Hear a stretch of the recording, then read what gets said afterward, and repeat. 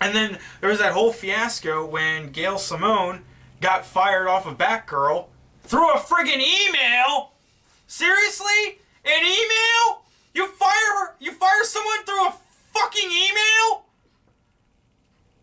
You call yourselves professionals? I mean, I'm wearing a t-shirt that says I'm the goddamn Batman, yet I would know that if you're gonna do something as serious as firing someone, you do it to them face to face. Jeez Louise, you do not do that through an email or phone call or text. It just speaks about the whole problem about the lack of face-to-face communication when it comes to this kind of crap. Seriously. I mean, luckily, yeah, she did get back on Batgirl, and she left Batgirl again to do Secret 6.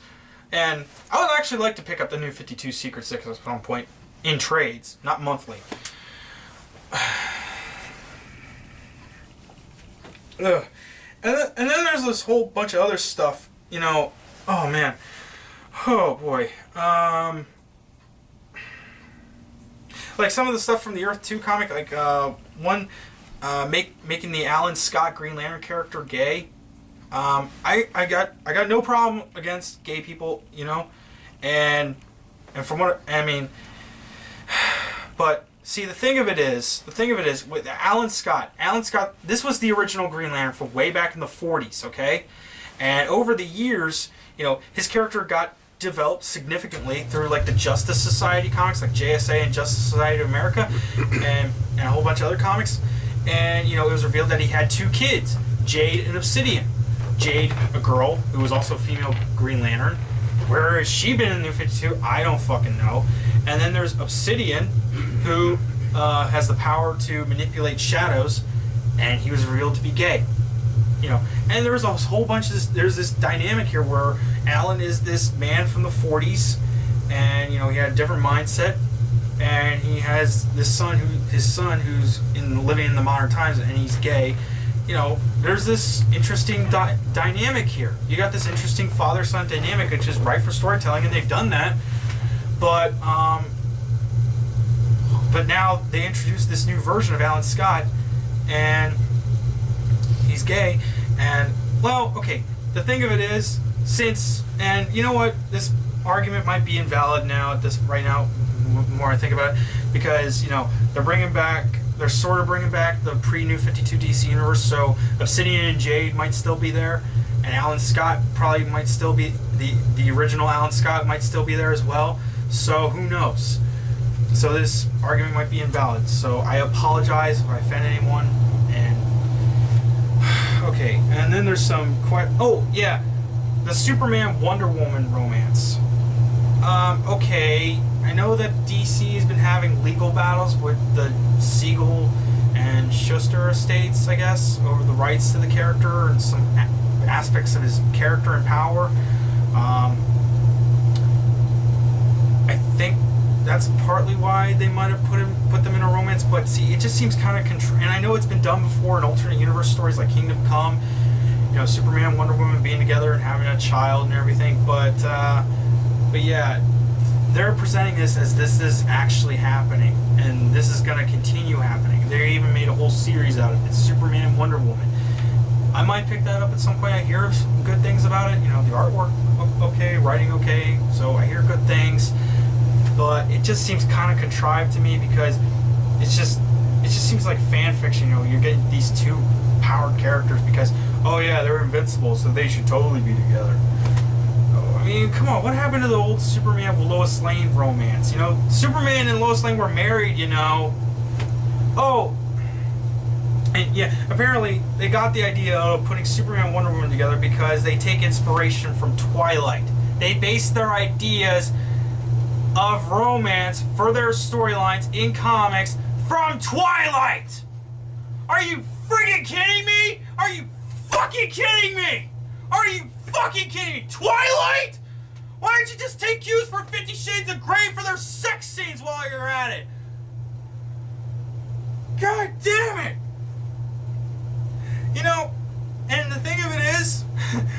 funny thing is,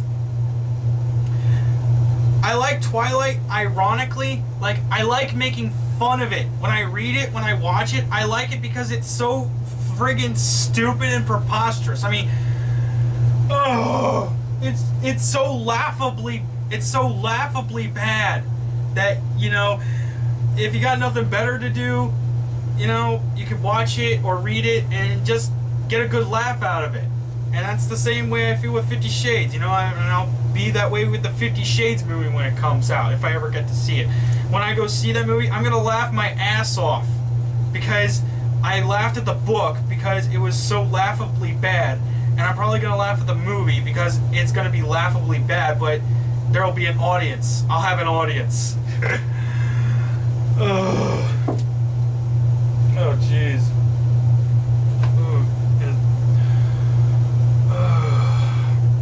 And I did like the Villains Month and the Forever Evil thing. Though I did kind of hate the build-up to it, Trinity War, because, you know, I was kind of suckered into thinking that it was going to be the old DCU coming back, but it just ended up being this, the Justice Leagues fighting each other. Yeah. Forever Evil was good. And I like the Villains Month stuff.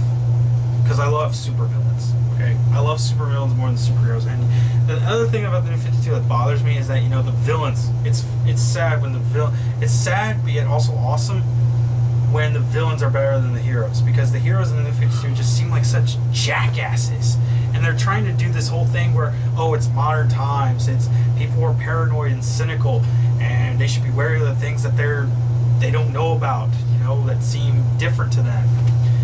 That's fine and all, but, you know, sometimes you gotta have some joy, some optimism out of things, you know? I mean, okay, I'm all for the dark and brooding stuff. I read Stephen King, I read a lot of dark Batman stories, what have you, you know, and I can be a cynic, you know, but there's sometimes when I want some enjoyment, some laughter, some happiness every now and then.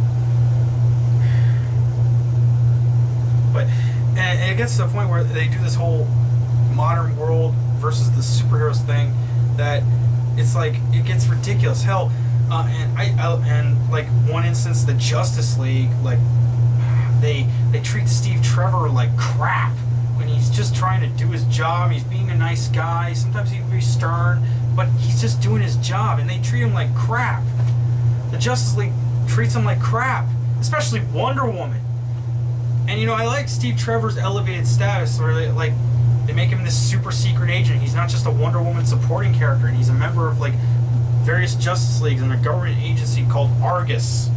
I can't remember what it stands for now, but I know that the acronym now stands for something. Oh, yeah, another confusing acronym. Nowhere. Ugh. Anyway, yeah. I don't know what the acronym for Nowhere stands for. I couldn't even make a guess. You could just put in random words and it'd make much more sense about what they actually did for it. It just seems how lazy it is. And, oh, yeah, another big issue. The Justice League, you know, how they did the whole founding members thing for the New 52. Cyborg became a founding member instead of Martian Manhunter. I mean, I'm fine with Darkseid being their initial villain, you know, but Cyborg being a founding member? I mean, I'm okay with him being a member of the Justice League. Hell, you know, it shows how he grows as a character and a hero, but making him a founding member, it just takes away what it meant for Martian Manhunter to be a founding member, because when he was a founding member, he was a constant member throughout the Justice League. He was the heart and soul. He spoke his mind. He tried to keep the team together and everything. But now they show Martian Manhunter as sort of a jackass, you know. He's, well, okay, not exactly a jackass. He just butts heads with a lot of people. And apparently they explained why he wasn't a member of the Justice League, because the Justice League did allow him in. They got into a fight. They didn't explain why. They just showed a 2-page spread of them fighting him. Yeah. Yep. Just like that. And the way they cancel these series left and right, despite how good they do. You know, Justice League of America, I was looking forward to keep reading that. I mean, but then they just cancel it after 15 issues. Why? You could have still continued it. Justice League International, they canceled after 12 issues and an annual. They still could have continued it. Resurrection Man, they still could have continued it.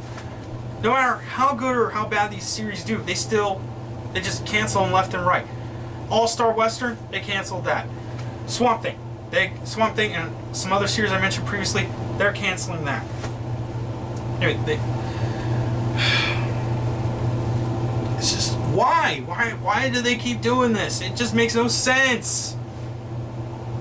Is there some big plan that they got? If so, could they at least give us a hint? I don't know. And the weeklies, I mean, New 52, Future's End. I mean, you know, I read the Future's End one-shots, and those were the last regular comics, magazine comics, that I read before I decided to cut off from DC for good. I'll get to that in a bit. But yeah, the multiple weeklies like New 52, Future's End, Earth 2, World's End, and Batman Eternal, some of which, I mean, what is the point of New 52, Future's End? Because New 52, Future's End takes place 5 years after present day in the New 52. After present day in the New 52, and the Future's End one shots, they take place in alternate futures within each respective series. Though some are like two-parters, like share between different series, it gets confusing. But okay, so some of the character redesigns recently, like Lobo and one that's Lobo for one. I mean, I think with the Lobo redesign, I can sort of understand that, but see the way they handle the Lobo character, like okay, first when they reintroduced Lobo in New 52, he was first in Deathstroke in his sort of 90s incarnation, you know, the long hair and beard, biker looking kind of guy, and then later on, after Lobo's appearance in Deathstroke, they had a new Lobo appear in a Justice League Villains Month one shot, and apparently this new Lobo is like thinner, more suave, sophisticated looking, you know, but he's also savage. Kind of reminds me of the DMC version of Dante, you know, if you know what I'm talking about. But I didn't have much of a problem with that. But you know, it just ended up being really confusing. Like there are two Lobos now, so who's the real Lobo? Are these two like the same person, but they got split in half or something, and they have to merge together to become one or something? And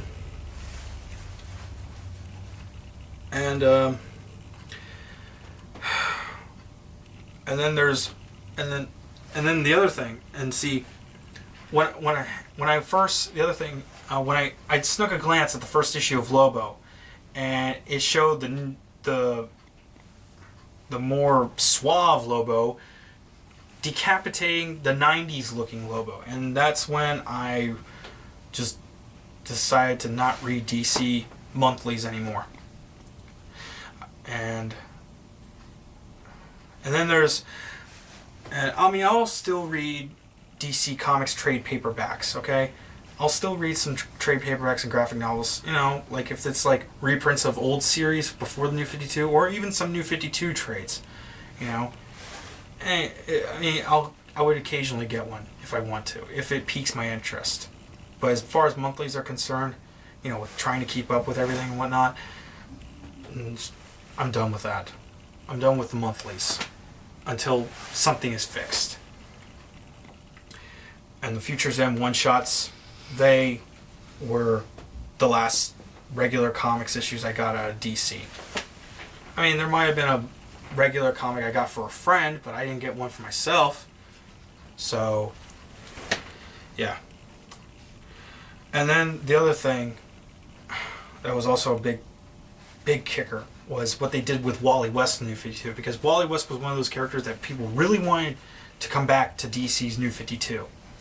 And they were being very vague about it. And then finally, they brought him back. But, oh boy, two things that they did to him. They made him black, and they made him a teenager. Now, him being black, first off, I'm calling that as the worst use of blackface ever. Okay? And there's been a whole bad use of blackface. But for me, and people have their own categories of what is the worst blackface they've ever seen. Or if it's all equally bad. But for me, the worst use of blackface I've ever seen is Wally West. Because it's taking a character that was historically known, iconically known for being a white character, and then just making him black for no apparent reason whatsoever. And it's just like... I mean, why? I mean, why make him black? I mean, and yes, I know that there are iconic black superheroes, but those are like original characters. And there have been alternate versions of characters. You know, like the Black Nick Fury, who you see in the Marvel movies. He originally came from comics. Yeah, the Black Nick Fury, that's Ultimate Nick Fury from the Ultimate Marvel Universe. And yeah, he's in the movies, yeah, so Marvel still acknowledges that the White Nick Fury still exists in the regular universe. And yes, I know Marvel has a Black Nick Fury, but they acknowledge that the Black Nick Fury is the original Nick Fury's son. And see, that's what Marvel's doing. They're keeping it in line. But DC, with the New 52, is like, with the Black Wally West, they're saying, this is Wally West, this is what he is, this is what he's always been. Deal with it. That's how they're going about doing it, to me. That's what it seems like. And he's also a teenager. That's the other problem. He's a teenager again. It's like, did anyone... Oh yeah, what was Wally West before all this stuff happened? Oh, he was Kid Flash, so yes, he was a teenager, but, what happened after he became Kid Flash? Oh yeah, he was the fucking Flash for more than 2 decades!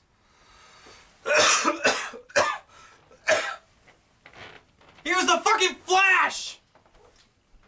After Crisis on Infinite Earths, after Barry Allen, the second Flash, the Silver Age Flash, after he died, Wally West, Kid Flash, decided to honor Barry by becoming the Flash.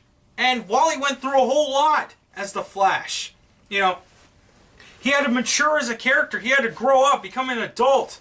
He had to overcome the limits on his powers because he had this psychological block. And when Professor Zoom had some time travel shenanigans, Wally realized that he can't and Professor Zoom, he said he was going to be the next Flash. He was going to be the Flash. And Wally, he was more afraid of Professor Zoom being the Flash than Wally being Flash, because he didn't want any villain taking Barry's place, because they would do great evil with it.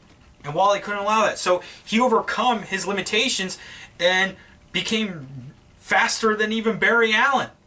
And he also got a girlfriend and then married her. And they had kids. He had a family. You don't get that in a lot of comics. So, fuck growing up. I mean, I know comics are fiction, but sometimes you gotta have some realism. You know, sometimes you gotta acknowledge that not everything is all hunky-dory. And sometimes, yeah, comics can be escapism. You know, I mean, comics can be escapist fiction, you know? But sometimes you gotta have some reality in there to realize that, yeah, even this can happen to fictional characters, okay? Oh, and DC's all marriage ban, you know? Superman's not married to Lois Lane. Aquaman's not exactly married to Mara. And, oh, Batwoman was gonna marry Maggie Sawyer. And, yeah, Batwoman's a lesbian, by the way. And she was gonna marry her female girlfriend. They were gonna get married. But DC was like, yeah, we can't have marriages because it just detracts from the characters. It takes away the excitement from them. Are you friggin' kidding me? I mean, the Animal Man comic, both, you know, the 80s Animal Man and the New 52 Animal Man, they featured how he deals with being a father and a husband and a superhero. It creates interesting stories. It just, seriously. Oh, man.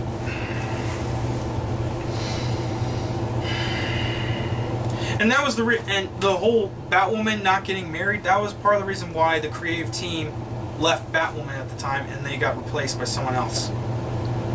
And I stopped reading Batwoman because of that. Though, I mean, I'm sure that the new creative team did well. They probably did okay before the comic got canceled, but it's just so ridiculous how they go about doing this. It's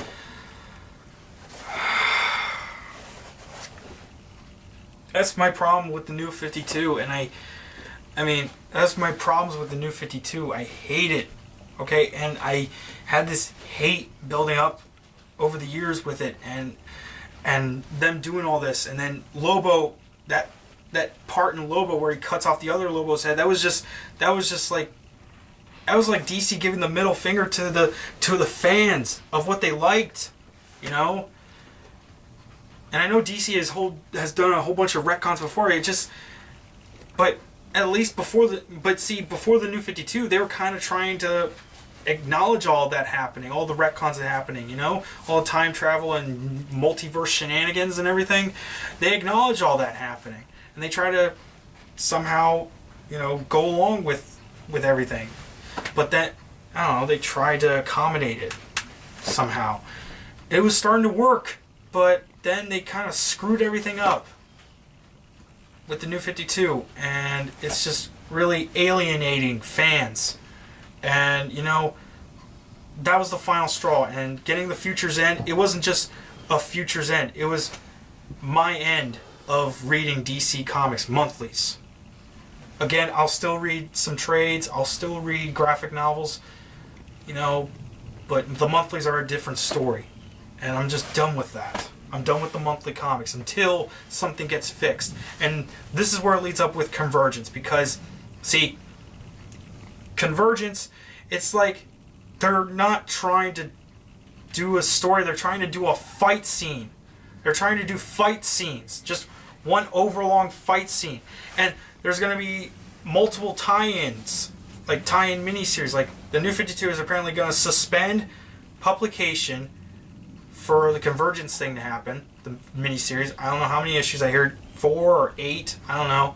And then there's going to be this whole bunch of miniseries. From what I think, it's going to be 40 miniseries, each of which are going to be 2 issues long. And they're going to be showcasing, like, I don't know, pre-New 52 universe and Kingdom Come, some other universes, some other characters, whatever. And it's just, why? I mean, I know all of them are short, but 40? 40? Seriously? Oh man, good luck with trying to figure out how to put that on the trade paperbacks or whatever. And the writer, Jeff King, I don't know the guy. I'm not trying to insult him, but I'm not insulting him. I'm not saying, but and I know I understand he's written for a whole bunch of television shows, some of which are really good. I mean, I haven't watched much of Stargate SG-1, but I know it's a good show. But this is his comic debut, and you'd think that with a big event like this, they'd have a seasoned veteran under their belts. They'd have a seasoned veteran handling this. You know, like Jeff Johns or Grant Morrison, Peter Milligan, Gail Simone, anyone, any long mainstay DC writers. I mean, Marvel, when they do some of their events, they get people with experience. You know, Brian Michael Bendis or Mark Millar or Matt Fraction or Avengers vs. X-Men. That was like a whole slew of the big Marvel writers at the time. And I know some people who primarily worked, and I understand that some people who primarily worked in screen or TV when they started in comics, yeah, they had experience, like, but it wasn't like big event miniseries, big events that could change the way how the comics universe goes forward. I mean, Kevin Smith did Daredevil. That was just one character. J. Michael Straczynski, he did Spider-Man and Thor. Those were one character each. Joss Whedon, okay, yeah, he did Astonishing X-Men, but he's done a whole bunch of comics, like the Buffy comics, the Buffy the canonical season comics, and he did an arc for Runaways, and he did 24 issues of Astonishing X-Men plus that giant size issue. So yeah, but they're not. But when those guys, when they made their comics debuts, they didn't do big event series. They started with some of the ongoings, some ongoings that haven't had an ongoing in a while, or were getting, I don't know, some backlash, or they weren't doing well before and they were taking over, stuff like that, you know. But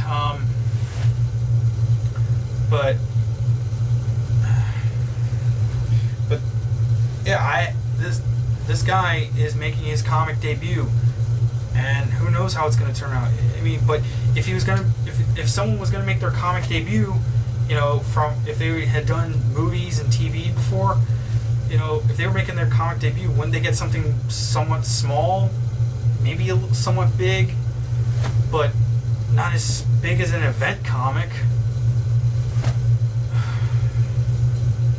And I'm just getting... DC, seriously, stop doing this. Stop the New 52. It is not working anymore. There are some good moments, I'll admit. There's Aquaman, there's Justice League, there's Batman stuff. Even though, I mean, sure, you're canceling stuff willy-nilly. Doesn't seem like there's much reason to. Some of those comics that you're canceling, they seem to sell pretty well or get good reviews. There doesn't seem to be much justification in canceling them.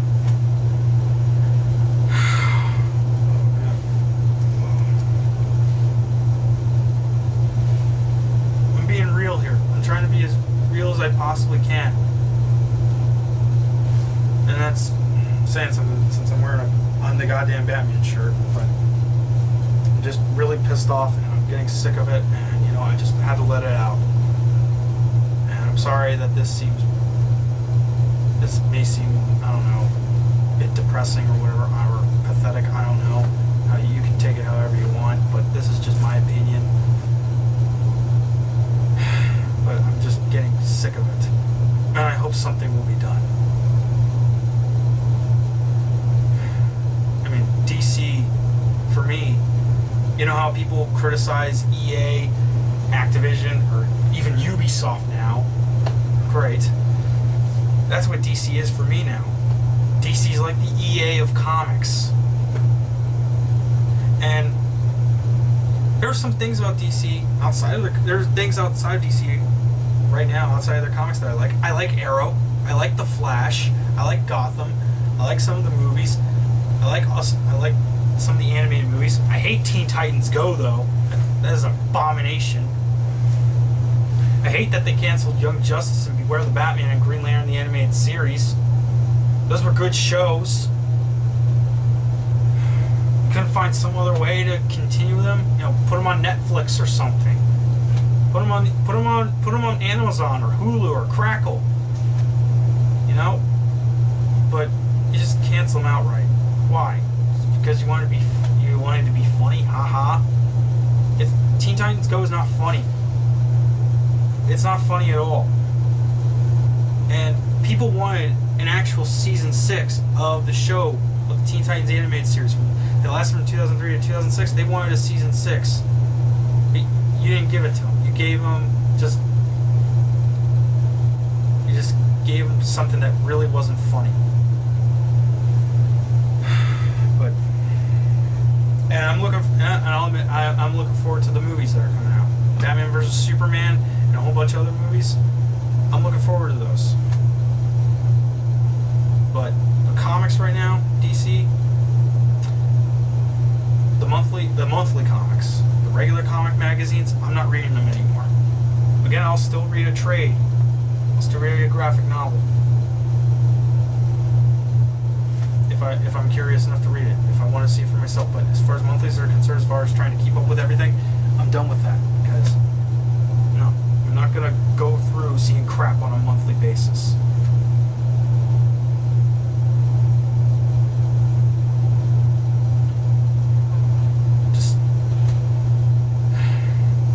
to say. And I hope, as far as comics go, DC will go back to doing something that's not this anymore.